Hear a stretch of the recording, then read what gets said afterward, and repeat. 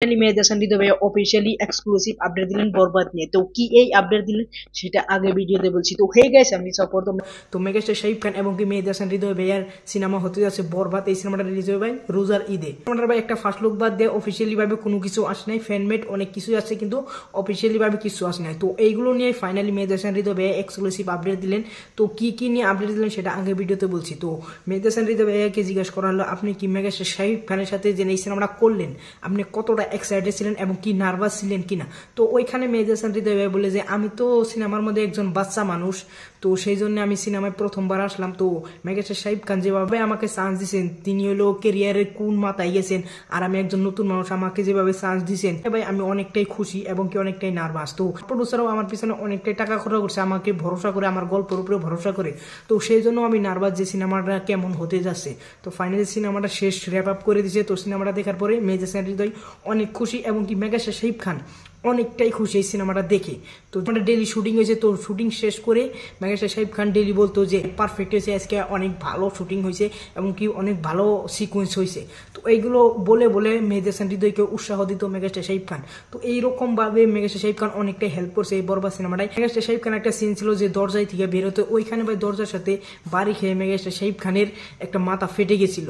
তো মাথা ফেটে যাওয়ার পরে অনেক সেন্সরি মেহেদী হাসান হৃদয় বলে যে অনেক চোট পাইছিল। তো সেই জন্য আমরা মুম্বাই হসপিটালে নিয়ে গেছিলাম। তো ওইখানে মেগাস্টার শাকিব খান কিছুক্ষণ পরেই বলছিল যে আমাকে শুটিং সেটে নিয়ে চলো, আমি শুটিং করতে পারবো, আমার কিচ্ছু হয় না।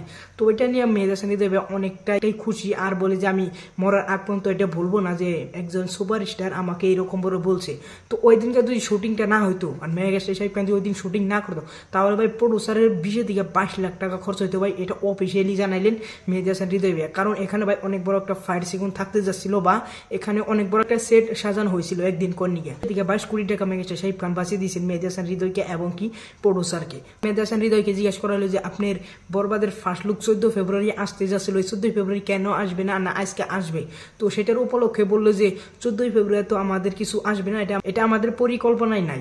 তো সেই জন্য আমরা পরিকল্পনা করে একটা চার্ট বানাইছি, ওই চার্টের মতন আমরা একটা একটা করে ড্রপ করবো। তো মেহেদী হাসান হৃদয়কে জিজ্ঞাসা করা যে আপনি কি গান আগে রিলিজ করবেন না সেকেন্ড লুক আগে রিলিজ করবেন? তো সেইখানে মেহেদী হাসান হৃদয় একটা হেসে দিলেন যে এটা সারপ্রাইজ হয়ে থাকে, একটা মিস্ট্রি হয়ে থাকে, আর গান যারা গাইবেন তাদের নিয়েও মেহেদী হাসান হৃদয় একটা সারপ্রাইজ দেখাইলেন এখানে, যে মেহেদী হাসান হৃদয় কিচ্ছু বলে নাই কিন্তু সেখানে মেহেদী হাসান হৃদয় বলছে যে মেগাস্টার শাকিব খানের সাথে গান গেছে, এখনো গায়, ভবিষ্যতেও গাইবে, আর এখনো বর্তমান রানিং চলবানিছে। তো কেরা হতে পারে এটা অবশ্যই কমেন্ট করবে যে কোন সিঙ্গার মেগাস্টার শাকিব খানের বরবাদে গান গাইবেন। ওভারঅল মেহেদী হাসান হৃদয়ের যেটা এক্সক্লুসিভ আপডেট, তো এই আপডেটটা আমার কাছে অনেকটাই ভালো লাগছে। এই ইন্টারভিউটা তোমরা ফুল দেখতে পারবে শরৎ মিউজিক ইউটিউব চ্যানেলে। তো ওইখান থেকে ফুল ইন্টারভিউটা দেখতে পারবে। তো এখান থেকে আমরা এই তথ্যগুলো কালেক্ট করলাম। তো ওভারঅল আমার কাছে তো এই তথ্যগুলো অনেকটাই ভালো লাগছে। আর যদি তোমাদের কাছে ভালো লাগলে অবশ্যই একটা লাইক করবে, চ্যানেলটা সাবস্ক্রাইব করবে। Thanks for watching, by.